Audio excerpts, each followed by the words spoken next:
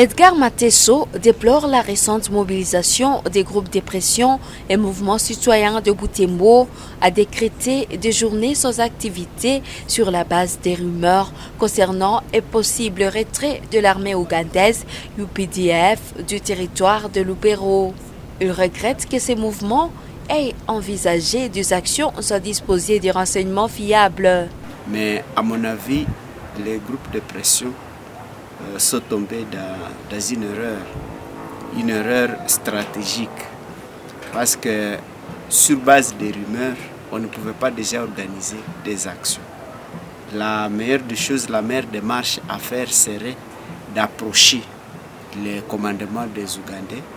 Et surtout que nous sommes dans la mutualisation des forces, ils pouvaient même approcher le commandement des FARDC ou alors les autorités locales pour dire attention, nous sommes alertés qu'il se trame cette démarche.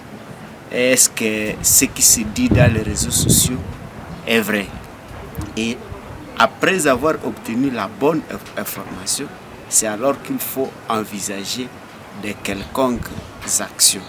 Mais de la rumeur aux actions, ce n'est pas professionnel.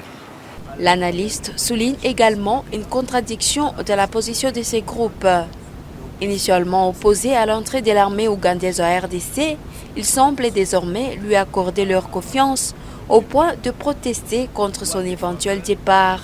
Une attitude qui pourrait donner l'impression que la population place plus d'espoir dans les forces étrangères que dans l'armée nationale. La première conséquence, c'est que dans l'opinion au niveau international, on est en train de montrer que l'armée étrangère est mieux que l'armée nationale. Pourtant, la ville de Goma est tombée en présence des étrangers. Il y avait les étrangers de la SADC, il y avait les étrangers de la MONUSCO, il y avait les étrangers, les experts roumains et les autres qui étaient en train de soutenir les FARDC, mais la ville est tombée quand même. Tout en saluant les efforts de la population dans la Caisse de la paix, Edgar Matesso appelle les leaders d'opinion à privilégier une analyse de faits avant toute prise de position. Selon lui, il est essentiel d'éviter les erreurs stratégiques qui peuvent aggraver la situation sécuritaire. À l'allure où vont les choses, maintenant, à la face du monde, on comprend que l'OP cédait même cette zone aux étrangers, aux Ougandais de surcroît, au mépris ou à des faveurs de l'armée congolaise.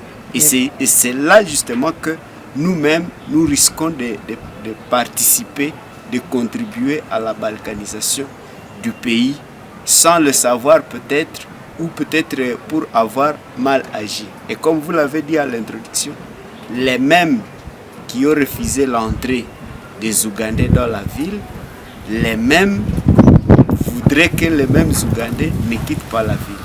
Et c'est là que certaines personnes sont en train de penser qu'il y aurait une certaine manipulation. Et peut-être non. Il y a eu plutôt insuffisance d'analyse. Pour rappel, les groupes de pression et les mouvements citoyens de Butembo avaient exhorté la population à protester contre un éventuel départ de l'armée ougandaise UPDF. Ils ont même considéré que cette dernière était un rempart important face à l'avancée des rebelles du M23 vers Butembo et Beni.